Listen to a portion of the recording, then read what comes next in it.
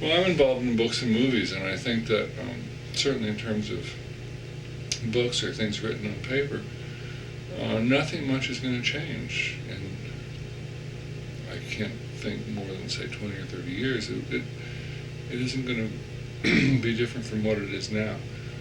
Um, if you hear Bill Gates say that he prints things out and doesn't like to look at them on a screen, then, or if you consider whether or not people are going to read newspapers and take them outside with a cup of coffee, or whether they're all going to be with little electronic screens, I think, by and large, paper will remain. One thing clearly that's going to move is all reference works. Dictionaries, thesauruses, and encyclopedias, they've already begun to move on to CD and to go into computers, and that will continue. In terms of movies, I think there are going to be enormous changes. I've always thought movies were a dying form, and I would think that they will be dead quite soon. They're showing all the hallmarks of a sort of exhausted medium. They're in their classical form. They're enormously expensive to make. They're so expensive that you can't really take any risks, and so they don't really have any interest. And they're increasingly few of these gigantic behemoths that have to be financially rewarding around the world, which is kind of impossible. And I would imagine that that somehow, out of all the new technology that's arriving, and the ability to, for kids to make videos and edit them and do all kinds of things that were literally inconceivable 10 years ago, that there are going to be actually new forms that people are going to sit down and say, why does a movie have to be an hour and a half or 3 hours? Why does it have to be on a big screen? Why does it have to have any of these characteristics? And they'll change. I guess it's quite common to be upset about changes. Right. In reality, most people don't like changes, certainly after they're 40 years old or something. They make people uncomfortable, but it keeps changing, and so I work really hard to just say, well, that's a change, that's a difference, and to accept them, because the other part of that is,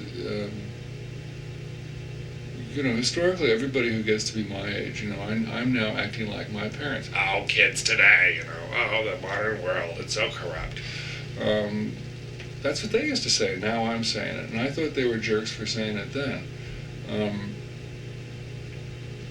So I think it's a sort of a necessary effort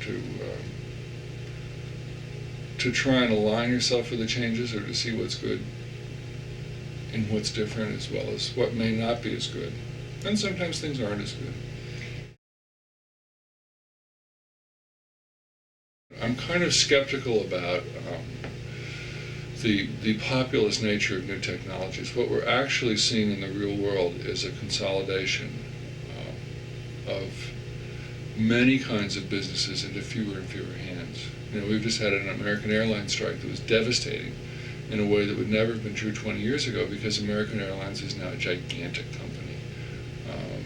One company dominates computer software at this moment to an extraordinary degree. That's something like 95% of the market.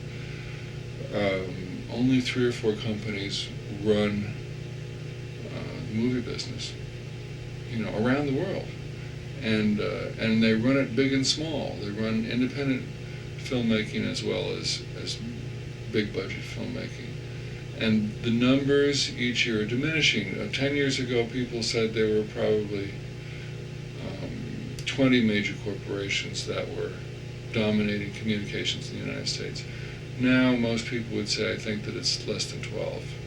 And soon it will be possibly only 3. So, on the one hand, we're facing this consolidation, which is a sort of diminishment of possibilities and a diminishment of opportunities. And on the other hand, we're looking at the internet and at new kinds of technologies, which may make it easier for people to disseminate their things, to have access to markets in ways that were not possible before. How that's actually going to turn out, I'm just not sure. I mean, there are very strong competing tendencies, and certainly if you look at the way a company like Microsoft behaves, they want to stop. They are inherently monopolists. They want to own it. They want to run it. They want to have it their way.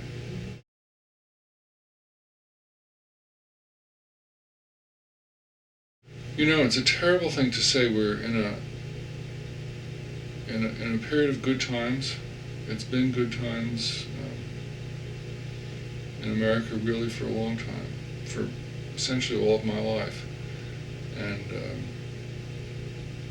I hope that remains. Actually, the thing that I worry about most is epidemic disease. I don't know why I don't have concern that Saddam Hussein's going to drop an anthrax bomb on New York and we're all going to die from that, but for some reason I don't. But it seems to me that there are constantly arising new disease forms. We now understand that they are continuously being made in nature. That there isn't, it really isn't anything to do with us. There's nothing we can do to stop it. We just have to try and stay on top of it. And historically, in earlier times, 1300s in Europe, everything was going great. It had been going great for more than 100 years. Population was swelling, economy was booming. Black Plague came in out of nowhere and killed 1 person in 3.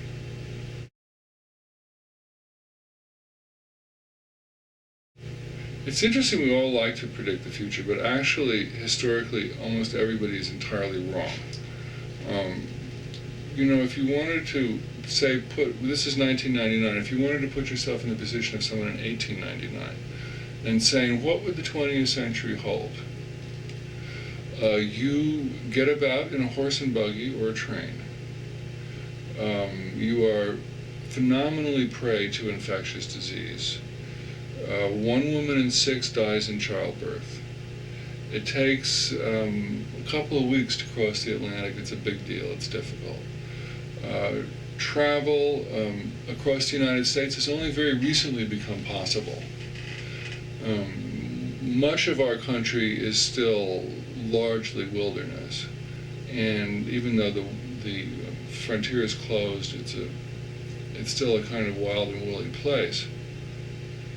If you're that kind of person looking at that kind of a world, and somebody were to say to you, there'll be airplanes invented, and not only that, there'll be jet airplanes invented, and not only that, there'll be supersonic airplanes invented. You can go from London to New York in 3.5 hours. And people do it all the time. They go for the weekend. And at any given moment, there will be 10,000 airplanes in the air. And what people will do is they'll sit in them and they'll bitch about the food. And there will be something like 1 million people getting on an airplane every hour or every day or whatever that statistic is. There are going to be these little tiny things that make calculations, that draw pictures, that do all kinds of miraculous stuff, and kids will be able to work them. There'll be a single bomb that can destroy an entire city. And it's going to involve a new technology that you don't know anything about because you have yet to understand what holds the atom together, or even what the atom looks like. We're going to discover that we're in this universe that is 15 billion light years, or 15 billion years old, and phenomenally gigantic and expanding. And we're going to understand our place in that, and it's not going to be a very terrific place. We're just going to be a kind of average, ordinary thing. And we're going to know what genes are. We're going to understand how genes work, and we're going to start to use them. We're going to be putting them in crops all around the place. We're going to be making pest-resistant strains. We're going to be curing disease with it. It's going to be exploding in all directions, and some people are going to be terrified about that. If you said that to somebody in 1899, I think they would try and have you committed. So here we are in 1999, and I think it's really impossible to know what's coming, except it will be something that we really can't imagine.